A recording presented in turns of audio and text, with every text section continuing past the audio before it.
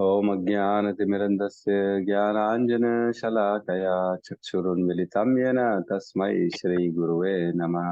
श्रीचैतन्यमनोभीष्टं स्थापितं येन भूतले स्वयं रूपः कदा मह्यं ददाति स्वपदान्तिकं। वन्देऽहं श्रीगुरु श्रीयुतपदकमलं श्रीगुरून् वैष्णवंश्च श्रीरूपं सागरजातं सहगणरघुनाथान्वितं तं सजीवं साद्वैतं सावधूतं परिजन सहितन कृष्ण चैतन्य देवम श्री राधा कृष्ण पादान सहगण ललिता श्री विशाखान्वितांश। हे कृष्ण करुणा सिंधु दीनबंधु जगतपते गोपेश गोपिका कांता राधा कांत नमस्तुते। तप्त कांचन गौरांगी राधे वृंदावनेश्वरी वृषभानुसुते देवी प्रणमामि हरि प्रिये। वाञ्छाकल्पतरुभ्यश्च कृपा सिन्धुभ्य एव च पतितानां पावनेभ्यो वैष्णवेभ्यो नमो नमः। नमो विष्णुपादाय कृष्णपृष्ठाय भूतले श्रीमते भक्तिवेदांत स्वामीति नामिने। नमस्ते सरस्वते देवे गौरवाणी प्रचारिणे निर्विशेष शून्यवादी पाश्चात्य देशतारिणे। जय श्री कृष्ण चैतन्य प्रभु नित्यानंद श्री अद्वैत गदाधर श्रीवासादि गौर भक्त वृंद। हरे कृष्णा कृष्णा कृष्णा हरे हरे हरे राम राम राम हरे हरे। हरे कृष्णा। हरे कृष्णा प्रभु जी, दंडवत प्रणाम। हरे कृष्णा माता जी, दंडवत प्रणाम। सभी भक्तों को दंडवत प्रणाम। तो कल तक हमने जो किया था 10वें अध्याय के 39, 40, 41 ये 3 श्लोक कल हमने किए थे, राइट। और मेरे ख्याल से कोई होमवर्क भी नहीं था, है ना? कि होमवर्क था, एक होमवर्क था। 2.9.1 से लेके 17 तक पढ़ना। क्या किसी ने पढ़ा? कौन है वो लकी जिसने पढ़ा है? गौतम प्रभु है वो लकी जिन्होंने पढ़ा है। और कौन है? और किसी ने नहीं पढ़ा है? Very good. कितने अच्छे छात्र हैं हमारे यहाँ के। हम प्रभु जी जो वो जो पिंडलियों का मतलब नहीं बताए थे। पिंडलियों का हाँ, पिंडलियों का क्या मतलब होता है? मतलब जैसे वो कहाँ पे लिखा? तलातल, वो भगवान बता रहे थे ना, मतलब कि मैं अतल में जैसे उनका कमर है, वितल में जांग है, सुतल में घुटनों में, तलातल में पिंडलियों, मतलब उनका कोई शरीर का पार्ट है जो तलातल में पिंडलियों है मतलब। काफ मसल्स को बोलते हैं ना पिंडलिया।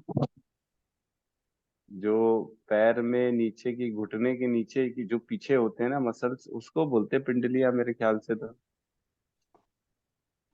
अगर कोई मैं गलत बोल रहा हूँ तो कोई सही कर सकता है जी मेरे को। प्रभु जी, उसी को बोलते प्रभु जी। हाँ, काफ मसल्स को बोलते हैं प्रभु जी पिंडलिया। ठीक है।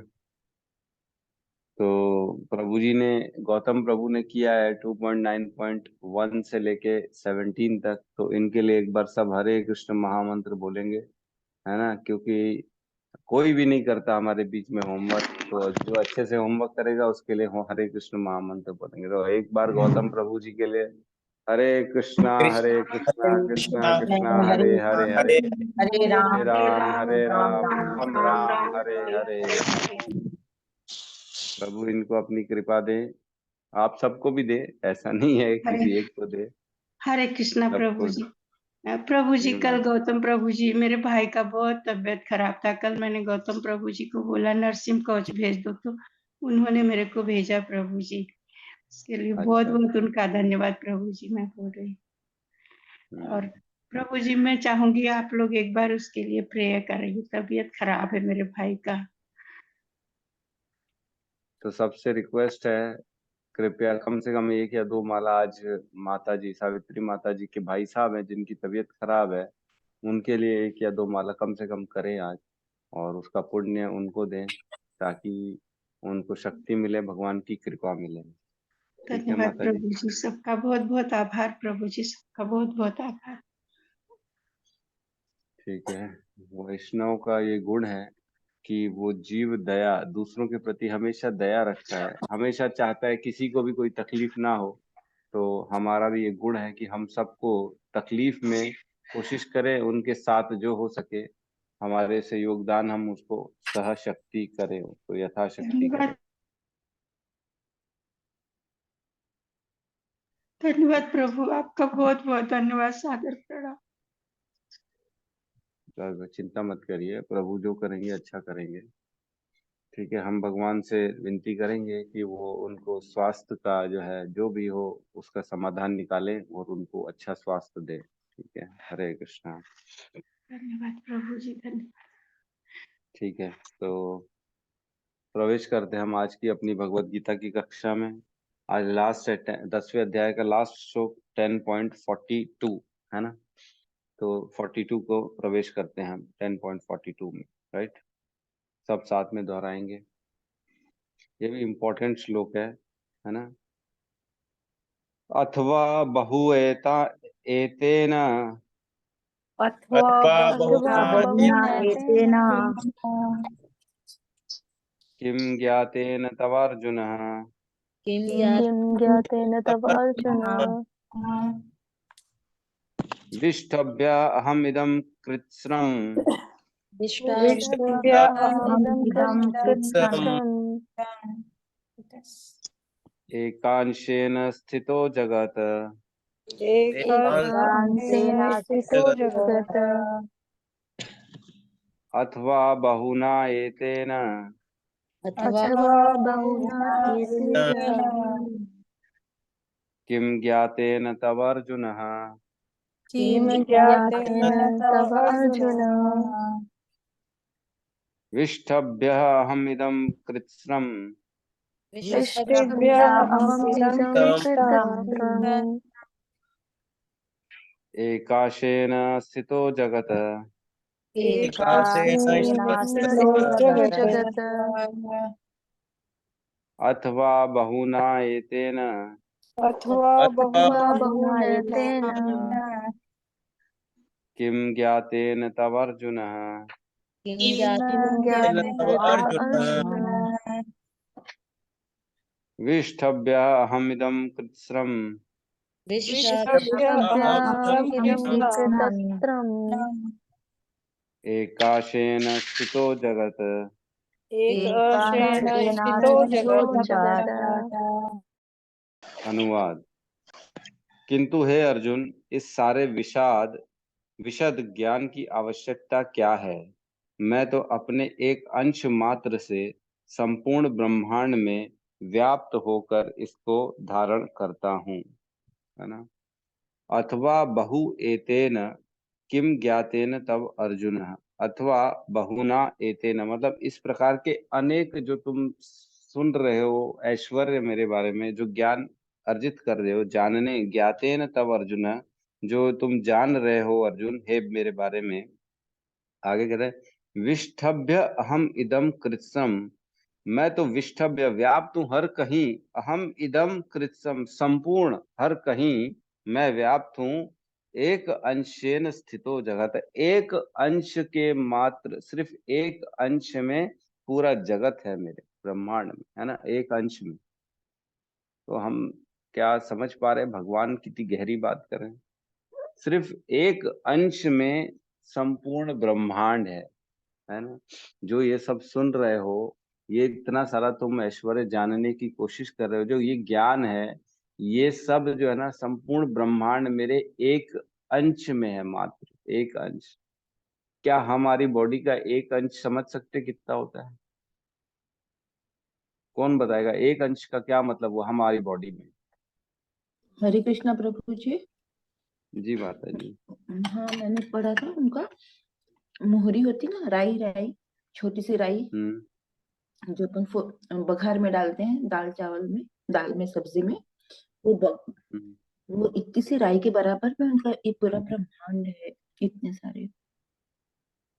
हरे वो तो कृष्ण। ठीक है। मैं अपने बॉडी का एक अंश पूछ रहा हूँ, क्या होगा अपनी बॉडी का अगर एक अंश मैं बोलूं आपका? गौतम प्रभु क्या है एक अंश? बताइए, एक एग्जांपल दीजिए, तो क्या बोलोगे आप?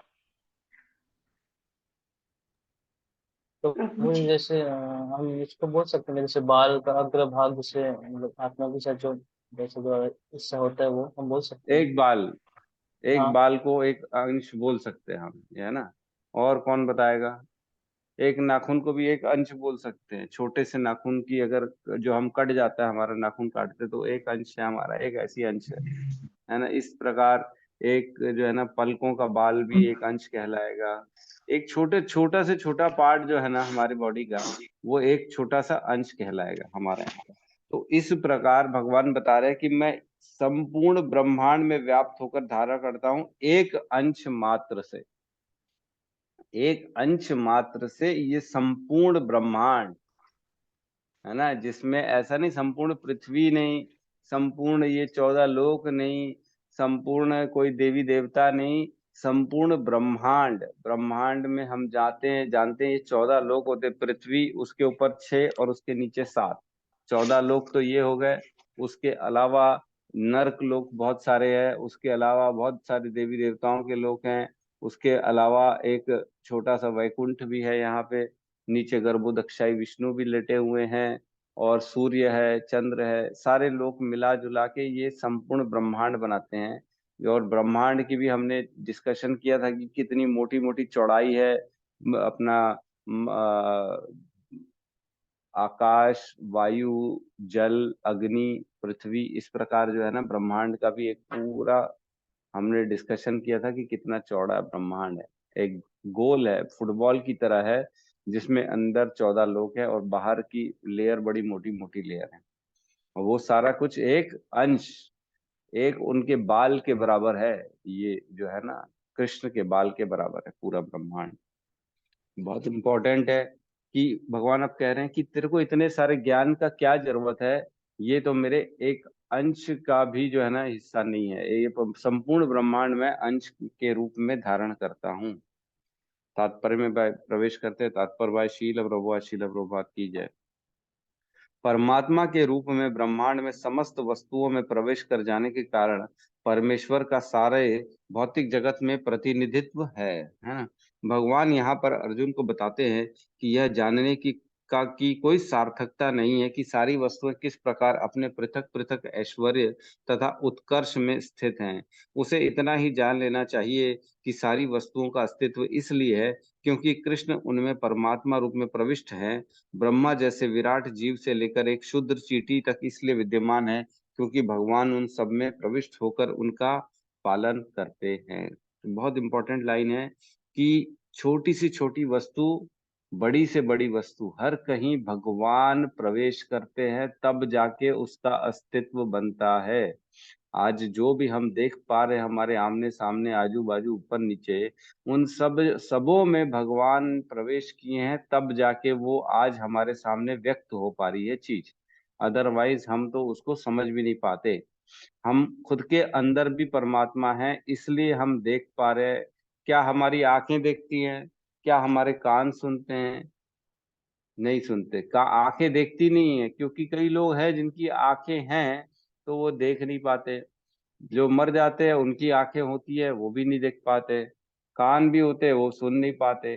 तो हमारी इंद्रियां कार्य नहीं करती हैं, इनको चेतना, पावर जो है ना मिलता है तब वो काम करती है। जैसे खाली पंखा है, खाली पंखे होने से तो चलेगा नहीं, जब तक उसमें लाइट नहीं जाएगी बटन के माध्यम से, पावर हाउस के माध्यम से, तब तक वो चलेगा नहीं। तो पावर हाउस अगर जुड़ेगा पंखे से तब जाके पंखा चल पाएगा, क्रियाशील हो पाएगा। वैसे ही हमारे अंदर भी जब तक भगवान परमात्मा की चेतना, आत्मा जो है विभिन्न अंश, वो नहीं आएगा, उससे चेतना नहीं मिलेगी, तब तक हमारी बॉडी कार्य नहीं करेगी। उसी प्रकार इस पूरे ब्रह्मांड में भी जब तक गर्भोदक्षाई विष्णु प्रवेश नहीं करेंगे, इसमें आत्मा प्रवेश नहीं करेगी, ब्रह्मांड अपने कार्यशील नहीं हो पाएगा।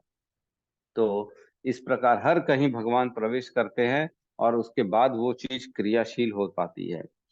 एक ऐसी धार्मिक संस्था, मिशन भी है जो यह निरंतर प्रचार करती है कि किसी भी देवता की पूजा करने से भगवान या परम लक्ष्य की प्राप्ति होगी। कौन सी ऐसी संस्था है? हम नाम नहीं लेंगे। ऐसी अनेक संस्थाएं हैं जो देवताओं की पूजा को उत्तम मानती हैं, और वो कहती हैं कि देवताओं की पूजा करोगे तो परम लक्ष्य की प्राप्ति होगी। तो बेसिकली कहीं पे भी कुछ भी कर लो, अंत तो गत्वा वही है, सबका अंत एक है, वही जाना है। कहाँ जाना है? वहीं जाना है बस, और कहीं नहीं, वहीं जाना है। और मालूम ही नहीं वहीं मतलब क्या है ना। बस ये कर लो, वही चले जाओगे। अरे कहाँ चले जाओगे? ब्रह्म में चले जाओगे, ब्रह्म में चले जाओगे। अरे ब्रह्म क्या है? कुछ नहीं मालूम, बस ब्रह्म ब्रह्म है। तो ये सब मायावादी फिलॉसफी है, जो जिनको कुछ नहीं मालूम है। सब सब हम ब्रह्मास्मि, मैं खुद ब्रह्मा हो ब्रह्म बन जाऊंगा एक दिन, मेडिटेशन करते करते मैं ही भगवान हूँ, अहम ब्रह्मास्मि, है ना। एक को करो सबको प्राप्त हो जाओगे, ऐसा ये सब जो है ना फिलॉसफी, अलग अलग थ्योरीज दी गई है। तो ये सब मायावादी फिलॉसफीज हैं कि जो भगवान को नहीं मानते हैं, है ना, जो कहते हैं कि जो है ना सबका जो है ना एक ही है, स्थित है, ब्रह्म है, सब कुछ ब्रह्म और कुछ नहीं, सब ब्रह्म है, ब्रह्म भी है और ब्रह्म भी है। सब ब्रह्म है, कुछ अपना नहीं है, सब भगवान का है। ठीक है, बहुत ही अच्छा, बहुत ही। किंतु यहाँ पर देवताओं की पूजा को पूर्णतया निरुत्साहित किया गया है, क्योंकि ब्रह्मा तथा शिव जैसे महानतम देवता भी परमेश्वर की विभूति के अंश मात्र है। तो हमने पढ़ा कि ब्रह्मा और शिव भी भगवान बता रहे हैं कि मेरी एक विभूति है ना। तो इसको बड़ा ध्यान से समझने की चीज है। जो जो इस श्लोक में, इस अध्याय में बताया, भगवान ने आदित्यों में मैं विष्णु हूँ, रुद्रों में मैं शिव हूँ, मतलब ये भगवान के ऐश्वर्य है। क्योंकि भगवान ने बताया पहले ही अर्जुन को कि मैं मुख्य मुख्य तुमको अपने योग और ऐश्वर्य बताऊंगा, जिससे तुम मुझको समझ सकोगे। मुख्य मुख्य बताऊंगा। मुख्य मुख्य भगवान के मुख्य मुख्य नहीं है, इंसान की नजर से जो मुख्य मुख्य हैं वो बताएंगे भगवान। क्योंकि भगवान तो अनंत है, उनका तो कोई लिमिट नहीं है। इसलिए जो हमारी बुद्धि में, जो हमारी समझ से हमारे लिए एकदम जो टॉप मानते हैं, भगवान बताएंगे कि वो मैं हूँ, है ना। ब्रह्मा शिव वो एक मेरे अंश के मात्र हैं। ठीक है, वे समस्त उत्पन्न जीवों के उद्गम हैं और उनसे बढ़कर कोई भी नहीं है। वे असमोधर्व असमोर्धव हैं, जिसका अर्थ है कि ना तो उनसे कोई श्रेष्ठ है, ना उनके तुल्य है। ये हो गया 7.07। मत परतरम न किंचित अस्ति धनंजय, मयि सर्वमिदं प्रोक्तम सूत्रेण मणिगणा इव, है ना, कि मेरे से ऊपर कोई भी नहीं है हे अर्जुन, मेरे जितना भी कोई नहीं है, मैं सबसे श्रेष्ठ हूँ, मुझसे बड़ा सत्य कुछ भी नहीं है। पद्म पुराण में कहा गया है कि जो लोग भगवान कृष्ण को देवताओं की कोटि में चाहें, वे ब्रह्मा या शिव ही क्यों ना हो, मानते हैं, वे पाखंडी हो जाते हैं। किंतु यदि कोई ध्यानपूर्वक कृष्ण की विभूतियों एवं उनकी शक्तियों के अंश का अध्ययन करता है, तो वह बिना किसी संशय के भगवान कृष्ण की स्थिति को समझ सकता है ना। तो भगवान के बारे में पढ़ना, सुनना, सोचना, मनन करना, चिंतन करना, तो भगवान को समझने में हमको मदद मिलती है ना। एक श्लोक था, ऐसी एक श्लोक है 10.7 में हमने इसको पढ़ा। जो मेरे इस ऐश्वर्य तथा योग से पूर्णतः आश्वस्त है, वह मेरी अनन्य भक्ति में तत्पर होता है, इसमें तनिक भी संदेह नहीं है ना। जो ये भगवान पे विश्वास श्रद्धा रखता है कि जो कृष्ण कह रहे हैं वो सही कह रहे हैं, जो मानता है कृष्ण को सबसे ऊपर है, अपनी बुद्धि से समझ सकता है जो कि मैं एक भगवान के छोटे से अंश के ब्रह्मांड में एक छोटा जीव हूँ, मेरे अंदर भी कृष्ण की शक्तियां हैं, परमात्मा मेरे अंदर में व्याप्त हैं, हर जगह परमात्मा व्याप्त है। जो ये दृष्टि देखता है और जो ये स्वीकार करता है अपने डे टू डे जीवन में, वो भगवान की भक्ति में आगे बढ़ता है और वो डाउटफुल नहीं रहता। उसका जीवन संदेह से परे हो जाता है और वो हर जगह कृष्ण को फील करता है, कृष्ण को समझता है, भगवान को महसूस करता है, भगवान की भक्ति में आगे बढ़ता है। ठीक है, और अविचल अविचल भाव से कृष्ण की पूजा में स्थिर हो सकता है। भगवान अपने अंश के विस्तार से परमात्मा के रूप में सर्वव्यापी हैं, जो हर विद्यमान वस्तु में प्रवेश करता है। तो ये तो पढ़ लिया हमने, परमात्मा के रूप में विद्यमान।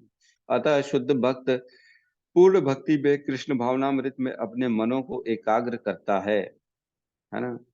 तो जो समझता है फिर वो, चाहे, ये समझने की बात है कि देखो, ठीक है, ये मानना तो इजी है कि भगवान हर कहीं है ना, ये मान लेंगे, हम पढ़ लिए भगवान सूर्य है, चंद्रमा है, जल है, आकाश है, हिमालय है ना, घोड़ा है, सिंह है, और सब चीज समझ लिए, मान लेंगे हम भगवान है, ठीक है, आत्मा है, चेतना है ना, बृहस्पति है, शुक्राचार्य है, भगवान है ना, कार्तिकेय है, हर जगह भगवान है, हम मान गए।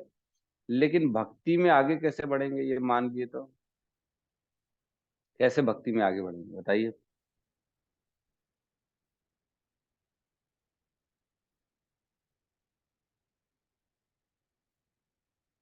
ये हम मान लिए भगवान के इतने सारे ऐश्वर्य है, सब मान लिए, हर चीज में भगवान को जो है ना मानते हैं कि कृष्ण के कारण हो रहा है, लेकिन भक्ति में आगे कैसे बढ़ेंगे ये मानने से, बताइए। उनका नाम जप करके बढ़ा के। उनका नाम जप करके, ठीक है, क्योंकि भगवान ने बताया है, जप यज्ञो अस्मि, मैं ही नाम जप यज्ञ हूँ, जो कि सर्वश्रेष्ठ है कलयुग में, इसी में बताया है। और कैसे करेंगे। प्रभु जी खुद को समर्पण करके। समर्पण करके, अपने आप को सरेंडर करेंगे, आशाएं नहीं करेंगे, समझ जाएंगे कि यार मैं तो कुछ हूं ही नहीं, नगण्य हूं, मेरे तो कोई अस्तित्व नहीं है, जो करेगा प्रभु करेगा, मैं तो उनका दास हूँ, ठीक है। और हरे कृष्णा प्रभु जी, एक जी निष्ठ माता जी, होना होगा, एक निष्ठ एक होना निष्ठ होना पड़ेगा। पड़ेगा। हम्म अव्यावसायिक आत्मिका बुद्धि एक है गुरु नंदना, है ना। आगे क्या था, बहु अनंत बहु बहु अनंत शाखाश एक, अब एक क्या कौन सा श्लोक है, बड़ा भूल रहा हूँ, दूसरे अध्याय में है ना, व्यावसायिक आत्मिका बुद्धि एक है कुरुनंदन बहुशाखा अनंताश्च बुद्धयो अव्यवसायिनाम। 2.41 इसमें कहते हैं, जो एक निष्ठ नहीं रहता है उनकी बुद्धि अनेक शाखाओं में बटी रहती है। तो भगवान को एक निष्ठ, एक लक्ष्य बना के सिर्फ कृष्ण को भगवान मानना है ना। ये बहुत इंपॉर्टेंट है, बहुत अच्छा माता जी ने बताया कि एक निष्ठ होना। यस सत्यम प्रभु बताइए। हरे कृष्ण प्रभु जी, जन्म पढ़ो। प्रणाम प्रभु जी। प्रभु जी, ये जैसे एक निष्ठ वाला बात बताया गया, माता जी ने बताया, हम्म तो हम्म जैसे ऐश्वर्य के बारे में ये पूरा अध्याय चल ही रहा है।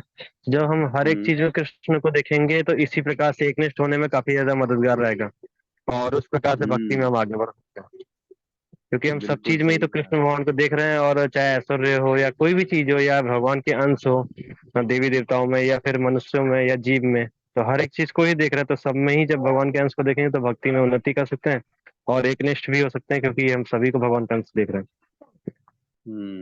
तो बिल्कुल सही है, day to day practical life में हर चीज में भगवान को देखना जरूरी है, और ये अनुभव करना जरूरी है कि हर चीज में भगवान है। इस प्रकार हम भगवान को सततम, है ना, 9.14 में, सततम कीर्तयन्तो माम व्रतन्तश्च दृढ़व्रता नमस्यन्तस्य माम भक्त्या नित्य युक्त उपासते। नित्य युक्त उपासते, हमेशा कैसे भगवान की भक्ति करेंगे, सततम कीर्तयन्तो माम, ऑलवेज मेरा नाम लेंगे, हर जगह भगवान को देखेंगे, हर जगह भगवान का अनुभव करेंगे, इस प्रकार हम भगवान की भक्ति में आगे बढ़ेंगे। बिल्कुल सही कहा प्रभु जी ने। और भी किसी का कोई मत है तो बिल्कुल रख सकता है, कोई दिक्कत नहीं है, अगर कोई कुछ कहना चाहता है तो। हरे कृष्ण गुरु जी, दंडवत प्रणाम। प्रणाम। आ, भक्ति में सुबह 4 बजे उठना है, 4 बजे, और आ, भगवान श्री कृष्ण को सर्वोपरि मान के और 4 नियम का पालन करना है और माला करना है। मतलब तपस्या करना है, कहने का मतलब प्रभु जी का, कि अपनी इच्छाओं को दबा के भगवान की प्रेम प्राप्ति के लिए अपने आप को तकलीफ में डाला है और भगवान को प्रसन्न करना है। क्योंकि भगवान को सुबह उठ के नाम जप करना है, मंगला आरती करनी है, तो भगवान प्रसन्न होंगे। इस प्रकार भगवान की भक्ति में हम आगे बढ़ेंगे जब अपने आप को हम नीचे रख देंगे, हमारी जरूरतों को नीचे भगवान की प्रेम, भगवान की जो इच्छा है, भगवान के कार्य को ऊपर, इस प्रकार हम भक्ति में आगे बढ़ सकते हैं। बिल्कुल सही कहा प्रभु जी ने। और भी कोई कुछ कहना चाहेगा क्या? हरे कृष्ण प्रभु जी, दंडवत प्रणाम। प्रभु हरे जी, कृष्णा। मुझे लग सबसे पहले तो भगवान में श्रद्धा होनी चाहिए, अब विश्वास होना चाहिए। जब तक ये जागरूक ये नहीं हो तब तक हम ये आगे एकदम जी बेसिक प्रभु जी ने एकदम मील का पत्थर बोल दिया। जो नींव होती है, मजबूत बिल्डिंग की नींव मजबूत होगी तब बिल्डिंग खड़ी होगी। तो श्रद्धा, फेथ वाला मैटर है, फेथ बहुत जरूरी है। यस प्रभु जी, कहिए आप। जी वही बोल रहा था प्रभु, जब तक भगवान के बारे में हम श्रवण नहीं करेंगे, उनके बारे में जानेंगे नहीं, तब तक हमारे अंदर वो श्रद्धा भक्ति कुछ भी डेवलप नहीं हो पाएगा प्रभु। तो मेरे हिसाब से ये इम्पोर्टेंट है, भगवान के बारे में जानना, उनका कथा, उनका हम्म श्रवण। ये जी देखो, प्रभु। ये मूल मूल मंत्र प्रभु जी ने बताया कि जो भक्ति में बना रहना, ये बड़ा इंपॉर्टेंट है ना। बने रहने के लिए आना तो इजी है, आ जाएगा, प्रवेश कर लेगा, शुरू शुरू में तो जोश भी रहेगा, लेकिन बने रहना है ना। आज 2 साल, 3 साल, 5 साल, 10 साल हो गए तो भी भक्ति में उतने ही जोश के साथ जुड़े रहना, ये बड़ा इंपॉर्टेंट। ये कैसे होगा? ये रीडिंग से होगा, हियरिंग से होगा, क्लास अटेंड करने से होगा, समझने से होगा, फिलॉसफी से होगा। जितना जितना हम प्रभुपाद की फिलॉसफी को समझेंगे, जितना जितना हम उनकी बताए हुए मार्गदर्शन को ग्रहण करेंगे, सुनेंगे, श्रीमद् भागवतम, भगवत गीता, उतना उतना हम भक्ति में प्रगाढ़ रूप से जुड़े रहेंगे। हमारा जो है ना, वो उत्साह भंग नहीं होगा, उत्साह नीचे नहीं होगा, हम जुड़े रहेंगे उतना उतना। यस, यस गौतम प्रभु बताइए। हाँ प्रभु जी, सभी ने बताते। प्रभु जी, एक पॉइंट ऐड करूंगा, हमें हमेशा प्रमाणिक गुरु के सानिध्य में रहना चाहिए, वैष्णव का हमेशा सेवा करना चाहिए। हम हम्म वैष्णव की सेवा ये और प्रमाणिक गुरु के गाइडेंस पे रहेंगे तो हम भगवान की भक्ति और अच्छे से कर पाएंगे। साधु संग एक जो है ना, बहुत इंपॉर्टेंट पॉइंट प्रभु जी ने बोल दिया, सबसे इंपॉर्टेंट है ये साधु संग। जितना जितना हम साधु संग करेंगे ना, उतना उतना भक्ति में बने रहेंगे, उतना उतना हमारे अंदर डेली नया कुछ न कुछ उत्साह बना रहेगा साधु संग से। क्योंकि चर्चाएं होती हैं, बातें होती हैं भगवान की लीलाओं की, कहीं डाउट्स होता है, कंफ्यूजन होता है। साधु संग करेंगे तो आपसे वो पूछेगा, अरे किया नहीं क्या आज माला, क्या प्रॉब्लम हो गई? अरे यार मेरा मन नहीं बैठ रहा, अरे चल चल करो, माला करो, छोड़िए सब, पागल है क्या? तो अपना एक ऐसा संग बनाएं, ऐसे लोग अपने दोस्त बनाएं, ऐसा उठना बैठना करें। देखो, इसमें ये ना लज्जा की भावना नहीं रहनी चाहिए, शर्म नहीं आनी चाहिए कि अरे मैं कैसे किसी को फोन कर लूं, मैं कैसे उनको अपने से पहले पहले फोन कर लूं। नहीं नहीं, अच्छा नहीं लगेगा, बिल्कुल नहीं। आपकी जरूरत है, अपनी जरूरत को समझें और खुद से पहल करके किसी से संबंध को गाढ़ा बनाए। कैसे गाढ़ा बनाएंगे? फोन करेंगे, मैसेज करेंगे, जुड़ेंगे, बातचीत करेंगे, हालचाल लेंगे, तो कहीं ना कहीं कुछ ना कुछ नया ज्ञान मिलेगा हमारे को, है ना। बहुत बार हमारा, मेरे पास सत्यम प्रभु का फोन आता है, कई बार चीजें डाउट होती हैं, मेरे को फोन करते हैं, प्रभु जी मैं तुलसी का कैसे उसका सेवा करूं, मैं ये कैसे करूं, मैं, अरे तो प्रभु जी ऐसा कर लो, ऐसा कर लो। तो जैसे जैसे हमारे डे टू डे रूटीन में हम किसी न किसी से संग लेंगे, बातें करेंगे, पूछेंगे, तो हम आगे बढ़ते चले जाएंगे भक्ति में, है ना। बहुत जरूरी है अपने से ऊपर वाले को संपर्क बनाए रखें, अपने से ऊपर वाले से कोशिश करें, और नीचे वालों का हाथ पकड़ के चले, है ना। तो दोनों को नहीं छोड़ना है। ऊपर वाले से आप स्वयं पहल करें, नीचे वाले तो हाथ पकड़ के चले, नीचे वालों को थोड़ा सा पूछते रहे, अरे तुम्हारा क्या हुआ। मैं तो जब भी मिलता हूँ ना, जिससे भी नया भक्त भी रहता है, मैं यही पूछता हूँ, कितनी माला हो रही है तुम्हारी? ये हो रही है, अच्छा, ऐसा करो, वैसा करो, अभी दीपदान का क्या चल रहा है? हाँ ऐसा चल रहा है, ठीक है, ये करो, वो करो। तो ये हमारा कर्तव्य है कि ना सिर्फ हम इसको अपने पास रखें, बल्कि इसको जितना जितना वितरण करेंगे भक्ति को, उतना उतना भक्ति बढ़ेगी, है ना, कम नहीं होगी। ये नहीं सोचना चाहिए कि नहीं नहीं ये मैंने पढ़ लिया ना, अब बस मैं अपना देखूं, मैं उन्नति करूं, मैं वैकुंठ लोक जाऊं, बस भगवान का मेरे को खाली जो है ना, सिर्फ कृष्ण मेरी तरफ नजर रखे, और कहीं नजर नजर न रखे कृष्ण, उनका कृपा सिर्फ मेरे को मिले, मैं उनकी सेवा करूं, ऐसा नहीं रखना चाहिए। क्योंकि ऐसा करने से ना, हमने एक श्लोक पढ़ा था जिसमें बताते हैं, कंजूस कृपण कृपण वाला एक श्लोक था है ना, कि कृपण है जो व्यक्ति, जो सिर्फ जो है अपने, ऐसा कुछ श्लोक है, इसमें डिटेल में अभी मेरे को याद नहीं आ रहा। तो कृपण ना बने, कंजूस ना बने, है ना। भक्ति में खुले दिल से भक्ति करे, जितनी बांटेंगे उतनी भक्ति बढ़ेगी, कभी कम नहीं होगी। इसका हमेशा एकदम, मतलब ये टूल है, एक तरह से समझ लीजिए राम बाण है ये, भक्ति में आगे बढ़ने का। इसका वितरण करो, वितरण करो, जितना वितरण करोगे उतना देखोगे आपके अंदर ऑटोमेटिकली भक्ति बढ़ती जा रही, बढ़ती जा रही, बढ़ती जा रही। ठीक है, आगे बढ़ते हैं।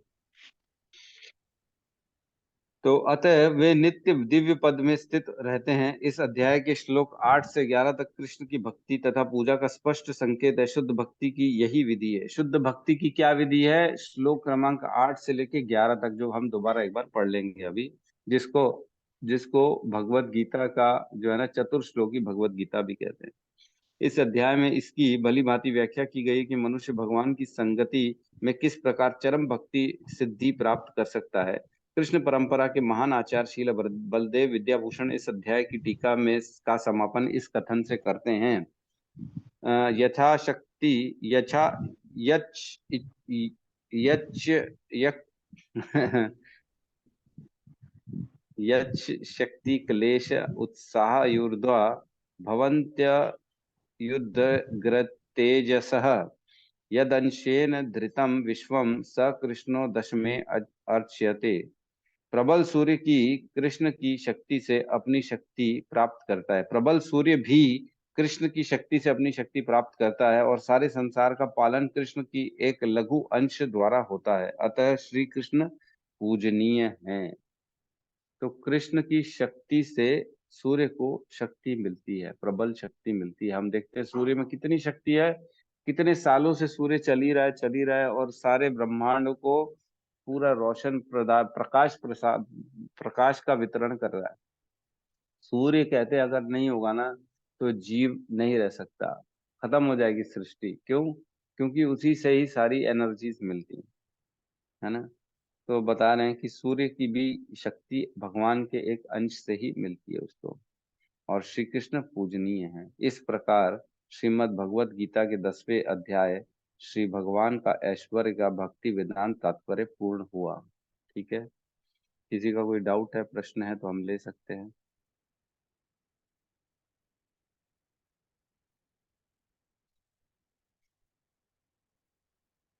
ठीक है, भगवान कहते हैं कि भगवान कृष्ण जो है ना सूर्य के समान है। सूर्य हमें प्रकाश भी देता है, एनर्जी भी देता है ना, हीट भी देता है, सब देता है सूर्य। वो कृष्ण के समान है। और एक दूध में जैसे घी हमेशा रहता है लेकिन दिखता नहीं है, वैसे ही कृष्ण हर कहीं है लेकिन दिखते नहीं है ना। कितना भगवान ने एग्जाम्पल्स कितने अच्छे अच्छे बता दिए यहाँ पे कि मैं ये हूँ, मैं वो हूँ, मैं ये हूँ।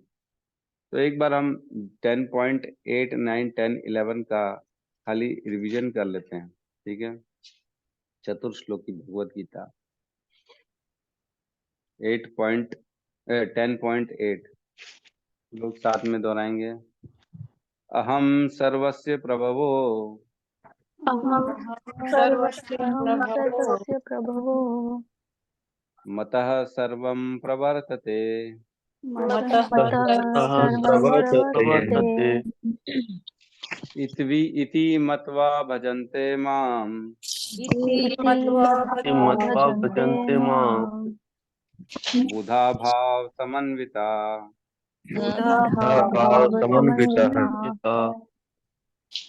मच्चित्ता मद्गत प्राणा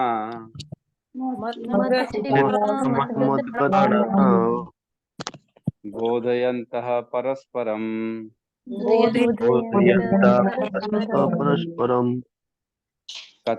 कथयन्तश्च मां नित्यम्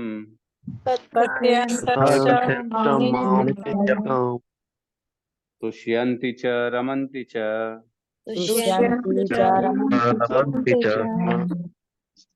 तेषां सततयुक्तानां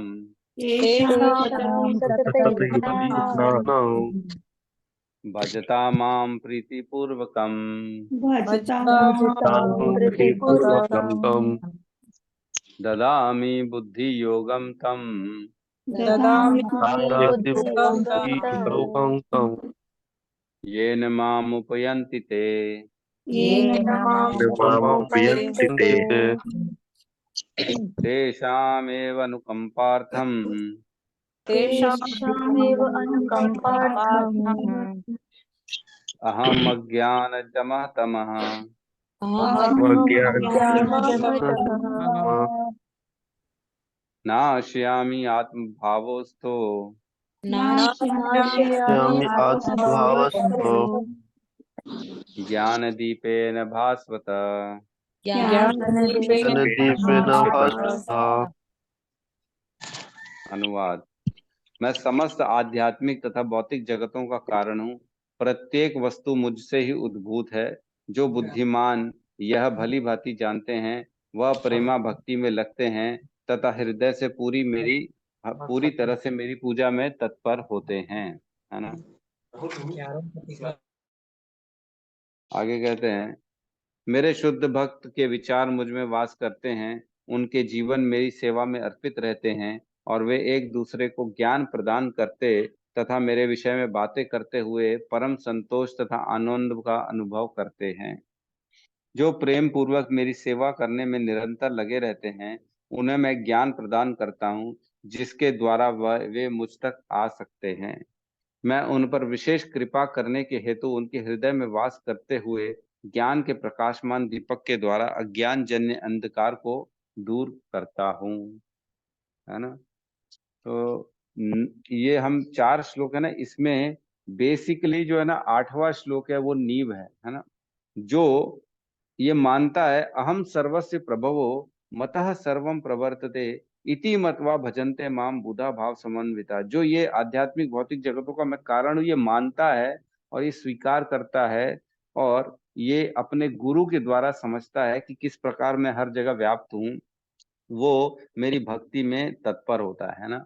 इन लोगों के बारे में अब बता रहे हैं। ऐसे लोग जो होते हैं ना आपस में चर्चा भी मेरे विषयों में करते हैं और उनको बड़ा अच्छा लगता है मेरी सेवा करना, मेरी चर्चा करना, उसी में खुश रहते हैं, उन्हीं में उनको मजा आता है।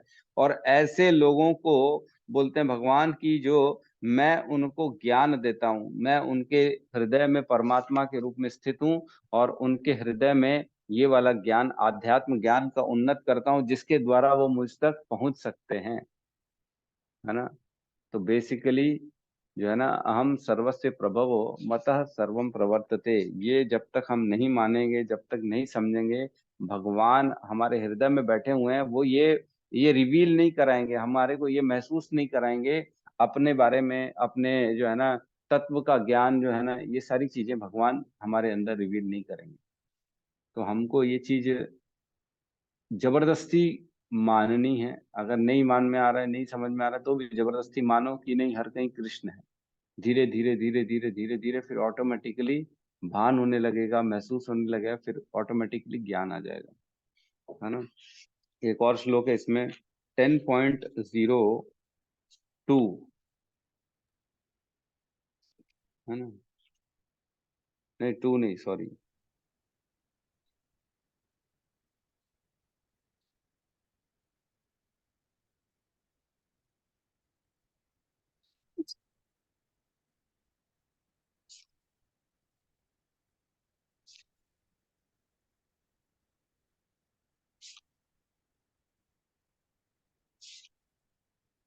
एक श्लोक है इसमें जिसमें अर्जुन कहते हैं कि मैं किस प्रकार जो है आपको हर कहीं देखूं, किस प्रकार मैं आपकी भक्ति में लगूं।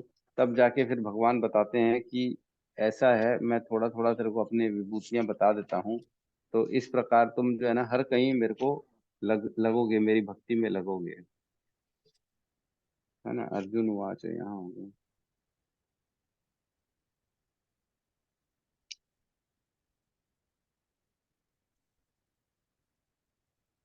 हाँ 10.17 खोलेंगे, 10.17।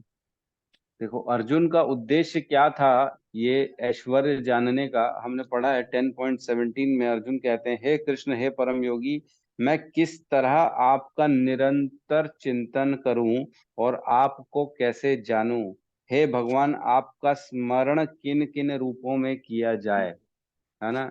ये बेसिकली अर्जुन चाहते थे, क्योंकि 9वां अध्याय जैसे ही खत्म हुआ, भगवान उसमें बताया ना, मन मना भव मत भक्तो मध्याजी माम नमस्करु माम एव एष्यसि युक्तेवम आत्मानाम मत परायणः।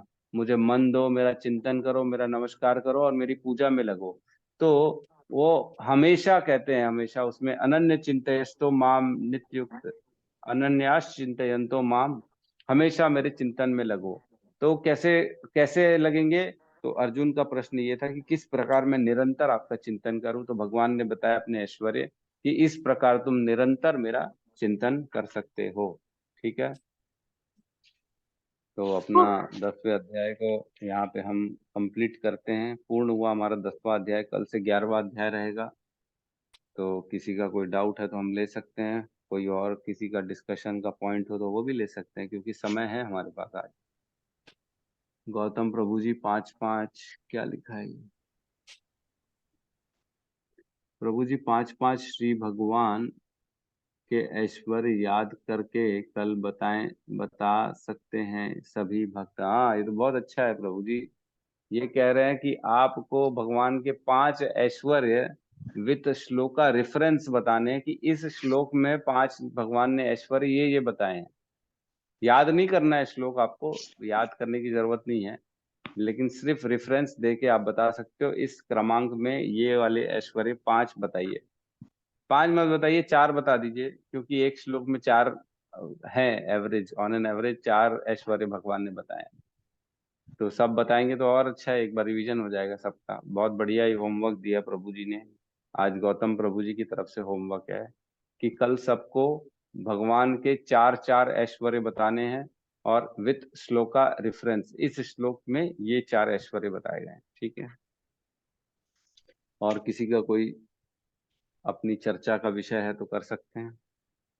हरे कृष्णा प्रभु जी, दंडवत प्रणाम। प्रभु जी, कल मेरे से अपराध हो गया। मैं रोज बोली थी एक श्लोक पढ़ेगी, कल नहीं पढ़ पाई। जो आपके क्लास में पढ़ा था उतना ही, तो माफी मांगा मैंने भगवान से। फिर आज क्या करें? आज 2 करो उसको। जी प्रभु जी, धन्यवाद धन्यवाद प्रभु जी। धन्यवाद। ठीक है प्रभु जी, तुलसी दल द्वादशी के अलावा और कब नहीं तोड़ सकते हैं? और बाकी सब दिन तोड़ सकते हो आप, सिर्फ द्वादशी के दिन नहीं तोड़नी है आपको। संडे को अर्पित ना करें, नहीं, संडे को तोड़ सकते हो। संडे का लोग बोलते हैं, लेकिन संडे को कोई प्रॉब्लम नहीं। सिर्फ द्वादशी के दिन आपको तुलसी नहीं तोड़नी है। ठीक हरे है। कृष्ण प्रभु जी। हरे कृष्णा। प्रभु जी, संडे को तुलसी में पानी नहीं डालना चाहिए और नहीं तोड़ना चाहिए बोलते हैं घर वाले। क्यों संडे को आप पानी नहीं पीते हो? पर उन्होंने बोलते हैं नियम है। मैं कई बार डालती हूँ तो मुझे डांट देते हैं कि नहीं डालो, तुमको पता नहीं, बहुत भक्ति कर रही हो, ये वो। तो मुझे पूछना था आपसे, बहुत दिनों से चल रहा था कि पूछूंगी, फिर मैं भूल जाती थी। और आज संडे भी है तो इस टॉपिक पे नहीं बात। बहुत बहुत बहुत सही है प्रभु जी। मुझे बहुत अच्छा लगा। ये हमेशा बोला जाता है कि इस दिन ये नहीं करना, उस दिन ये नहीं करना। अब मैं ये वाक्य याद रखूंगी कि हमारे प्रभु जी ने बताया था कि संडे हम को वही आप पानी करेंगे। नहीं पीते हैं क्या। भाई देखिए, तुलसी सेवा में आज उसको जल देना है, किसी को जल देना तो रूटीन का काम है। आप क्यों नहीं दोगे जल, पानी नहीं पिलाओगे? ये क्वेश्चन मैं भी करती हूँ प्रभु जी। मैं बोलती हूँ 7 दिन, मैंने 6 दिन खाया तो क्या एक दिन खाना छोड़ दूं? मैं भी सेम बोलती हूँ, लेकिन बोलते अरे नहीं देते, ऐसे नियम है, शुरू से चलते आ रहे हैं और तोड़ना भी नहीं चाहिए बोलते हैं, तो एक दिन पहले तोड़ के रख लेते हैं। नहीं नहीं, हमारे में हम वैष्णव पद्धति में ये सब नहीं मानते। हम तो रोज तुलसी माता की सेवा करेंगे, उनको पानी भी देते हैं, लेकिन द्वादशी के दिन बस तुलसी को नहीं तोड़ते हैं, वो क्योंकि नहीं, वो तो पता है प्रभु जी, लेकिन संडे वाला समझ नहीं आता था। और मैं पहले दे देती थी संडे को पानी, तो फिर मतलब आधा ऐसा आधा लोटा जल देती थी, आधा वापस ले आती थी। हाँ, ऐसी छुपके से दे दो चुपचाप, किसी को पता ना पड़े। और क्या, लड़ने का कोई मतलब नहीं है। देखिए, बहस बढ़ाना नहीं है। आप अपना चुपके से अपना काम करके निकल के आ जाओ। क्या मतलब है पूरी दुनिया से बैठ के अपन बहस करें? जिसको जो समझ में आता है वैसी करता है वो। तो हमको हमारे ऊपर ये उत्तरदायित्व नहीं है कि हम उसको सही करें, जो गलत है उसके विचारों को सही करने का हमारे ऊपर जिम्मेदारी नहीं है। हम बस सही करें, ये हमारे ऊपर जिम्मेदारी है। तो जिसकी बुद्धि जब जब ठीक होगी तब वो ठीक हो जाएगा, और क्या। प्रभु जी घर में तो कितने लोग रहते हैं, सीसी कैमरा लगा रहता है, कैसे चुप करेंगे ये बताइए। अब वो आपके ऊपर है, आपकी जो है कला होनी चाहिए, कैसे दोगे आप देखो। थोड़ा सा हरे हल्का कृष्णा सा। प्रभु जी। जी मैं भी माता एक जी प्रश्न बोलिए। पूछना चाहती हूँ तुलसी माता के बारे में। वो कोई कोई बोलते हैं कि माता तुलसी माँ एकादशी उपवास करती है, तो एकादशी के दिन जल नहीं डालना चाहिए, ये कहाँ तक सत्य है? आप बता दीजिए थोड़ा, मेरे को जानकारी नहीं है। नहीं नहीं, मैंने तो जितने अपने गुरुओं से सुना है कि आपको जल तो रोज देना है उनको। जल तो रोज जी देते हैं प्रभु जी, जी। ठीक है। तोड़ने को ठीक। मैंने भी सुना कि एकादशी और द्वादशी को नहीं तोड़ने का, तुलसी माता उपास रखती हैं, ऐसा बताया था किसी ने। प्रभु जी मैं इसका आंसर देना चाहूंगी। मैंने तो यही देखा है कि बाकी कोई भी रिलीजन में कोई कुछ भी ऑब्जेक्शन नहीं लेता। अपने लोगों को ही बस अपने भगवानों से दूर रखने के लिए दुनिया भर के बैंड्स लगाए जाते हैं। ये मेरा अपना तर्क है। अपने अपने मनोधर्म उत्पन्न कर देते हैं लोग कहीं से भी सुन के। लॉजिकल रीजन नहीं होता, फिर भी लोग बता देते हैं कि ऐसा मत करो, ऐसा मत करो, ये है वो है। भाई जितना हमने अपने गुरुओं से, हमारे यहाँ जितना इस्कॉन में है, वो ये है कि आपको रोज पानी देना है और द्वादशी के दिन खाली तुलसी का नहीं तोड़ना है। बस ये आपको फॉलो करना है। बाकी अगर इसमें एकदम गहराई में जाना तो उसके लिए भी हम डिटेल में चर्चा कर सकते हैं। कोई किसी का प्रश्न है, नहीं नहीं नहीं ऐसा क्यों ऐसा क्यों, तो उसके लिए भी आंसर मिल जाएगा, कोई बड़ी बात नहीं है।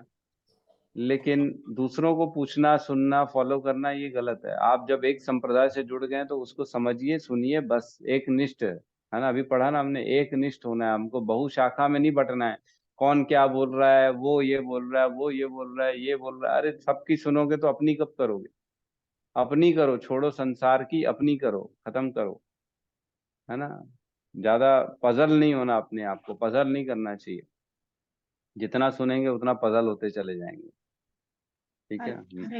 हरे कृष्णा प्रभु जी। ठीक है प्रभु प्रभु जी जी। मेरे को किसी ने पूछा था कि भगवान 3 तरह से टेढ़े क्यों हैं, मुझे कुछ पता नहीं था। मैं बोला भगवान टेढ़े, तो पता नहीं, मैं भी कुछ नहीं बोल पाई, क्या बताने का, क्या भगवान बोलूं। का नाम है त्रिभंग ललित है, भगवान का नाम है त्रिभंग ललित।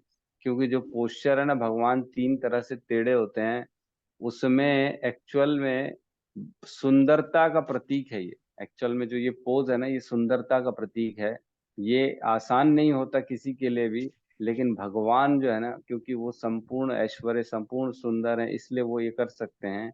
ऐसी पोज में कोई आदमी साधारण धीरे खड़ा नहीं रह सकता, लेकिन भगवान खड़े रहते हैं हमेशा। तो भगवान की ये स्पेशल पोज है। और भगवान को त्रिभंग इसलिए भी कहते हैं क्योंकि वो टेढ़ों के साथ बहुत टेढ़े हैं, है ना।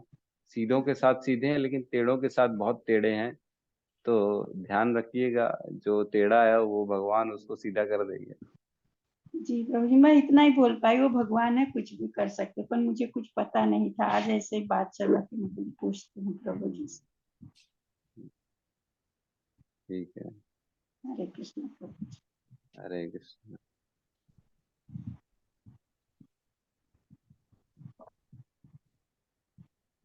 ठीक है, तो क्लास को आज क्लोज करते हैं हम। सब मिलके हरे कृष्ण महामंत्र का जाप कर लेते हैं। ठीक है।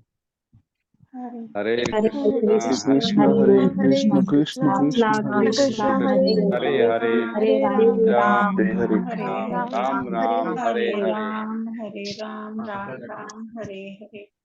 सभी भक्त सभी वृंद भक्त की वृंद की जय। जय। जय जगत गुरु जगत श्रील गुरु श्री प्रभुपाद की प्रभुपाद जय। की जय जय। निताई गौर जय प्रेमानंदे। हरि हरि हरि बोल। बोल। हरि हरि हरि बोल। हरि।